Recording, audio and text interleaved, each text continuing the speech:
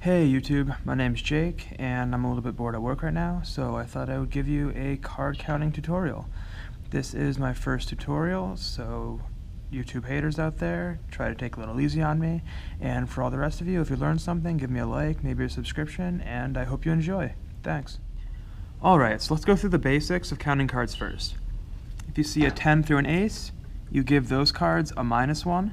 If you see a 7 through a 9, you give those cards a ±0, so those just don't even count, and when you're playing long enough, you just learn to disregard those cards. And when you see a 2 through a 6, you give it a +1. When you see a 10 through an ace, you give it a -1, because when you get rid of a 10, jack, queen, king, or ace out of the deck, that is actually bad for you. You want the most 10 through aces in the deck, and I'll explain that later. When you see a 7 through a 9, it just stays the same because it doesn't tell you a high cards are gone, it doesn't tell you whether the low cards are gone. And when you see a 2 through a 6, you give that a +1, because every time you get rid of a 2, 3, 4, 5, or 6, that means that there is one more 10 through ace in the deck than low cards. And when you're playing blackjack and when you're counting cards, you want the most number of high cards in the deck compared to low cards. Alright, so in blackjack there's this thing called basic strategy. Basic strategy goes along with card counting very well, because in basic strategy, pretty much you are assuming that whatever card you can't see is going to be a 10, just because there are more 10s in the deck than any other card.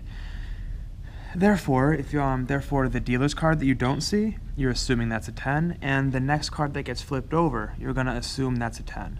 And this is why card counting is so valuable, because you are keeping track how many more 10s are in the deck than any other card. So if you are playing at a table where the running count is +17, which means there's 17 more high cards than low cards, you have a way better chance of guessing that that next card is going to be a 10, which means that the dealer is going to bust more because there are more high cards. Let's say the dealer has a 12, 13, 14, 15, or 16.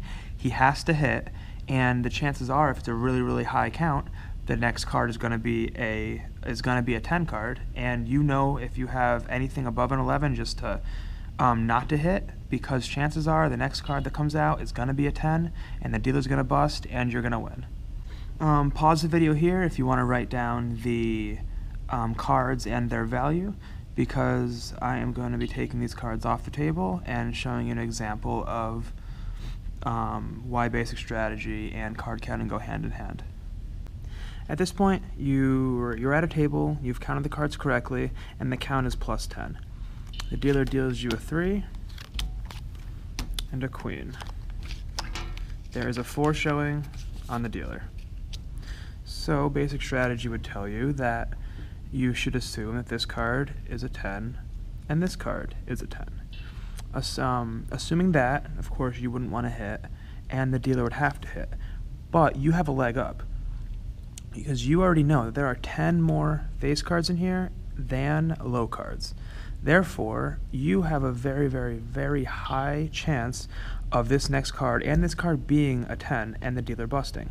So knowing this, you of course stay. The dealer shows his jack, and the next card is a jack, therefore the dealer would bust. Of course, I already knew that because I put the jack there, but you would still have a very high chance of that being a 10 card anyway, because you have the count and you already counted correctly. Alright, so here's another reason why counting cards is extremely valuable. Blackjack. On blackjack, if you don't know, you get paid 150% your original bet. So when there are higher cards, when there's a higher card count, plus 10, 12, 13, 14, there is more of a chance of you getting blackjack than when there is a lower count, 1, 2, -1, -2, -3, or even 0. And you could be asking me, of course, doesn't that give the dealer the same amount of chance of getting blackjack? Well, of course it does. But the thing is, the dealer only gets 100% of your wager, while you get, when you win, 150% of your wager. So if you get blackjack and the dealer gets blackjack at the same ratio, then you come out on top. Even if you get blackjack and the dealer gets blackjack at a different ratio, slightly towards the dealer, you would still come out on top because of that 50% win bonus. Now that we went over what card counting is, what the plus cards are, what the minus cards are, what the even cards are, how about we card count together? I will show you slowly at first how to card count in just a basic deck, and then I'll show you a quicker version. With card counting, you start with 0 and you want to end with 0. Alright, I'll shuffle these up a few times. And then we will get right into it.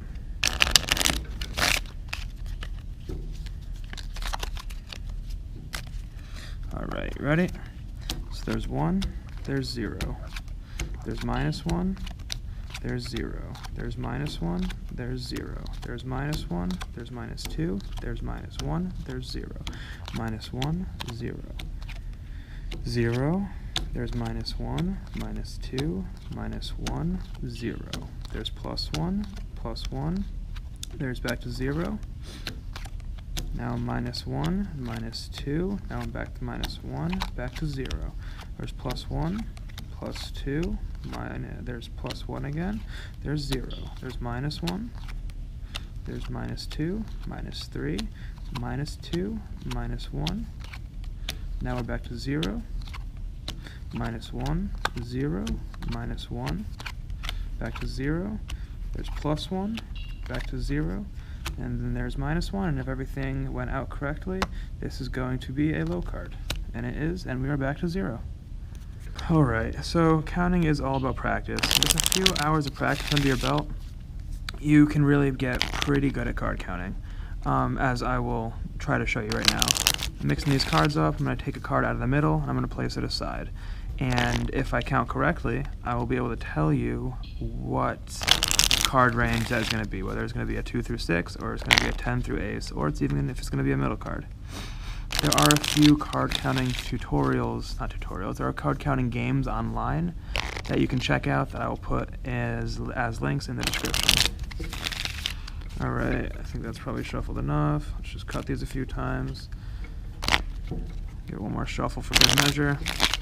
And I'll just take one out of the middle. And now I'm going to count. I'm not going to do it out loud. I'm just going to do it in my head just because it's quicker in your head, as you can imagine.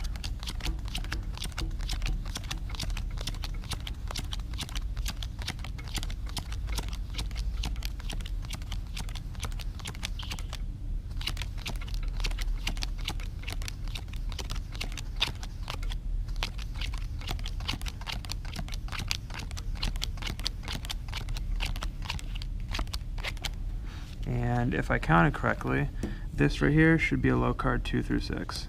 And it's a 2. One of the last things we have to talk about is what the true count is. The true count is the running count divided by the number of decks left. The running count is just if you were to run through so say you're at a casino and they use 6 decks. The running count would be just the plus or minus of what you counted so far out of those 6 decks. The true count would be the running count, so what you've counted so far. Say you're plus 18, and there are 6 decks. And the dealer is through 3 of the decks, so there's 3 decks left. So the true count would be the 18, which your running count is, divided by the decks left, which is 3. So your true count, the running count, 18, divided by decks left, which is 3, your true count would be 6. And true count is more important than running count because you want to base your wagers off of the true count instead of the running count. So the worst part about card counting is having to be in and at a table making minimum bets until the count gets relatively high. Firstly, the pit boss or the dealer will know that you're raising bets when the deck is quote unquote hot. It's a hot deck when it is plus when the deck is plus a lot. And so if you don't have a lot of money to spend, then you're going to want to have somebody, or even yourself at first, if you're not making huge bets, just scope out the table, count the deck, count the cards without actually sitting at the table. And then if you have a partner that can call you over, make some kind of sign saying, all right, this deck is hot, then you walk over, you sit down, and then your partner would either just stay and watch over, keep track of the count, or just end up leaving to look less suspicious. So what they're seeing is just somebody just coming over and sitting down and just making bigger bets instead of somebody making smaller bets, small bet, small bet, small bet, and then all of a sudden going up to $200 bets from a $25 bet just because the deck is hot. Again, thank you for watching my card counting tutorial. I hope you learned something and I hope you liked it. Please give me a like and maybe a subscription. All right, peace.